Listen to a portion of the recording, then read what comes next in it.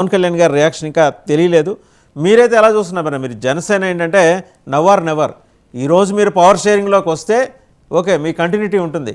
లేదు ఆయన ఏదో ఇచ్చారు, మేమేదో తీసుకున్నాం, మేము గెలిచాం ఫలానా చోట, మాకు సంతృప్తికరంగా ఉందని మీరు మీ భుజాలు మీరు చరుచుకుంటే మీరు ఇక్కడే ఆగిపోతారని జనం అంటున్నారు. మీరేమంటారు? సార్, 2009లో చిరంజీవి గారు ప్రజారాజ్యం పార్టీ పెట్టినప్పుడు కూడా నాకు తెలిసి ఆంధ్ర రాష్ట్రంలో చాలా మంది కాపు నాయకులు ఆయనతో వచ్చారో లేదో నాకైతే తెలియదు. ఎందుకంటే ఏ కాపు సంఘం కానీ బయట వచ్చి డైరెక్ట్ గా బేషరతుగా మద్దతు తెలిపిన దాఖలు కానీ, లేదంటే కాపు నాడు వాళ్ళు కూడా ఎవరు కూడా చెప్పిన దాఖలు అయితే ఎక్కడ లేదు. లేకపోతే ఒక నిమిషం అదే దాసనారాయణరావు లాంటి వాళ్ళు కానీ, లేకపోతే ఈయన ముద్రగడ్డ పద్మనాభం లాంటి వాళ్ళు కూడా కాపు నాయకులని ముద్ర వేసుకుని, కాపు కులాన్ని ముద్ర వేసుకున్న ఏ నాయకుడు కూడా నాకు తెలిసి ఈ రోజు పవన్ కళ్యాణ్ గారికి వచ్చి పక్క నిలబడుకున్నంత విధంగా ఆ రోజు అయితే మాత్రం చిరంజీవి గారి పక్క కూడా నిలబడలేదు అనేది వాస్తవం. ఈ విషయంలో 2019లో పవన్ కళ్యాణ్ గారితో కూడా కాపు నాయకులు కూడా ఎవరు నడకపోవడం కూడా అది వాస్తవం. దానివల్లే ఈ రోజు 151 సీట్లు వైఎస్ఆర్సీపీకి వచ్చిందని కూడా వాస్తవం. తెలుగుదేశం 23 సీట్లకు పరిమితమైన విషయం కూడా ఇవన్నీ కూడా నిజాలు. కానీ గత 4 సంవత్సరాలుగా ఈ కాపు కులం కావచ్చు, ఇతర కులాల వాళ్ళు కావచ్చు, వాళ్ళు చేస్తున్న అబ్జర్వేషన్ లో ఈ రోజు ఒక్కొక్కటిగా ఈ రోజు కొంతమంది కాపు లీడర్లు ఎవరైతే కొంతమంది వచ్చారో వాళ్ళు బయటికి వెళ్ళినప్పుడు కూడా అర్రామ్ జోగే లాంటి వాళ్ళు వచ్చి నిలబడడం. ఈ రోజు ముద్రగడ్డ పద్మనాభం గారిని కూడా ఒక మీటింగ్ లో ఒక కుల ద్రోహి అని ఒక పోస్టర్ చూపించినప్పుడు కళ్యాణ్ గారు అప్పటికప్పుడే ఖండించారు. అలా మాట్లాడడం కరెక్ట్ కాదు, మనం వాళ్ళు గౌరవించాలా, వాళ్ళు తీసుకున్న విధానం కానీ. మొన్న కులం నాయకుల మీద రాసిన స్టేట్మెంట్ల మీద ఏదైనా లేఖ వదిలారో దాని మీద వచ్చిన పాజిటివ్ గానీ అవన్నీ కూడా తీసుకున్నట్టయితే ఈ రోజు నేను చెప్తున్నాను సార్, ఈ రోజు ఆంధ్ర రాష్ట్రంలో వైఎస్ఆర్సీపీ పార్టీలో కాపు నాయకులు ఎవ్వరు నిలబడినా అది సర్పంచ్ దగ్గర నుంచి ఎంపీ స్థానం వరకు ఈ రోజు వాళ్ళు గెలిచే పరిస్థితి లేదని తెలుసుకొని ఈ రోజు చాలా మంది మీరు చూసినట్టయితే మొన్న రాజకీయంగా దాంట్లో వెళ్దాం అనుకున్నటువంటి అంబట్రాయుడు గారు కూడా ఏంటంటే యంగ్స్టర్స్ ఎలా ఉంటారు అంటే ఇప్పటికిప్పుడు ఏం కావాలో, ట్రెండ్ లో ఏముందో, నిజానికి ఎంత దగ్గరగా ఉన్నామో, రియాలిటీ దగ్గరగా ఉన్నామో, బానిసత్వానికి మన అవసరం లేదు, మన దీని మీద నిలబడదాం, ఎవరో ఒక బతుకు మీద మనం నిలబడాల్సిన అవసరం లేదని ఒక భావజాలం ఈ రోజు కాపుల్లో చాలా మందికి వచ్చింది. మా నాన్నగారు కావాలంటే ఒక రెడ్డి దగ్గర, ఒక నాయుడు దగ్గర పనిచేసిన దాఖలు ఉంటుంది. కానీ ఈ రోజు నా జనరేషన్ అలా థింక్ చేయట్లేదు. దానికి పర్ఫెక్ట్ ఎగ్జాంపులే ఈ రోజు మనం చాలా క్లాసిక్ గా చెప్పుకోవచ్చు.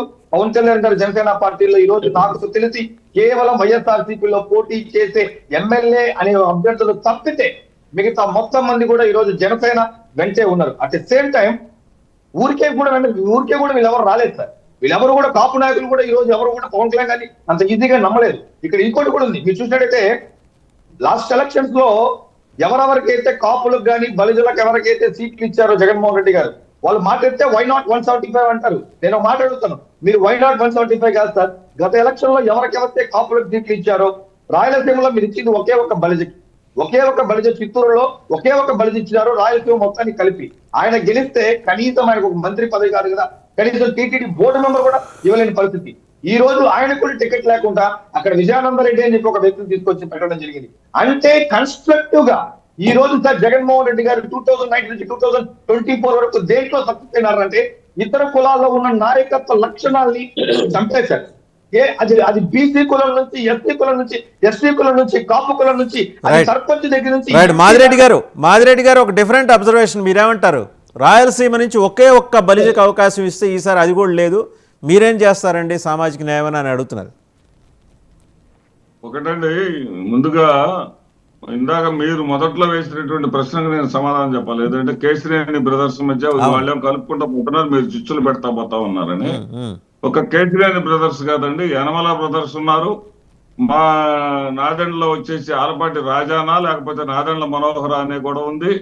అదేవిధంగా అఖిల ప్రియానా లేకపోతే సుబ్బారెడ్డి అనేటటువంటి గొడవలు ఉండి, ఈ గొడవలన్నీ కూడా తెలుగుదేశం పార్టీలో కాకుండా వైసీపీ పెట్టిందా? గొడవలనేవి ఎవరు పెట్టారనేది ప్రజలకు అందరికీ తెలుసు. ఒకటి మీరు మొదటి నుంచి మీరు మాదిరెడ్డి గారు మీరు మొదటి నుంచి ఏంటంటే కమ్మ సామాజిక వర్గాన్ని టార్గెట్ చేస్తూ వస్తున్నారు.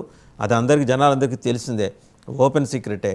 ఈ రోజు సొంత అన్నదమ్ముల మధ్య లేకపోతే ఒకటే ఫ్యామిలీ కాపులను వదిలేసి నేను కమ్మోళ్ళకి అండగా నిలబడతానన్నాడు కదా సార్ పవన్ కళ్యాణ్ గారు. ఆయన కాపాడవచ్చు కదా వీళ్ళని, వీళ్ళిద్దరు విడిపోవద్దురా బాబు. అది మహేష్ గారు చెప్తారు, నేను మహేష్ గారు చెప్తారు దానికి సమాధానం. కాపులను వదిలేసి మేము కమ్మోళ్ళ వైపు నిలబడతాను, కమ్మోళ్ళ కోసం నేను ఉన్నాను కమ్మోళ్ళ వెనక నేను ఉన్నానని బహిరంగంగా సరే ప్రకటించారు. అదే ఆయన చూస్తాడండి, మీరు చేయటం ఇది కరెక్ట్ అని అంటున్నా ఒకే కుటుంబంలో. సరే ఇప్పుడు నేనేమంటున్నానంటే మెరుపుల మహేష్ గారు ఒక వ్యాఖ్య చేశారు. ఆయన కన్నా కూడా నాకు చిరంజీవి గారు అంటే అభిమానం ఎక్కువ. ఆ వ్యాఖ్యకి బాధపడి నేను వెంటనే నేను పిలవకపోయినా నేను అడుగుదాం అనుకున్నా. చిరంజీవి గారి కన్నా పవన్ కళ్యాణ్ గారి వెనక ఈరోజు కన్సాలిడేట్ అయ్యారనే దాన్ని ఆయన వెనక్కి తీసుకోవాలి. ఎందుకంటే చిరంజీవి గారు ఏది మొత్తం ఉమ్మడి ఆంధ్రప్రదేశ్ లో 18% ఓట్లు ఆయనకు వచ్చినాయి. ఈ 13 జిల్లాలు కానీ తీసుకుంటే 23% చిరంజీవి గారికి ఓట్లు వచ్చినాయి. ఇదే పవన్ కళ్యాణ్ గారు ఇది ఆయన సింగిల్ గా కంటెస్ట్ చేశాడు, ఎవరిని కలుపుకోవాలా. ఈ పవన్ కళ్యాణ్ గారు బిఎస్పీ అని కాంగ్రెస్ అని వాళ్ళని కమ్యూనిస్టులని వాళ్ళని కలుపుకుంటే ఆయనకు వచ్చింది 5.5%. ఆ విషయంలో ఈ రోజు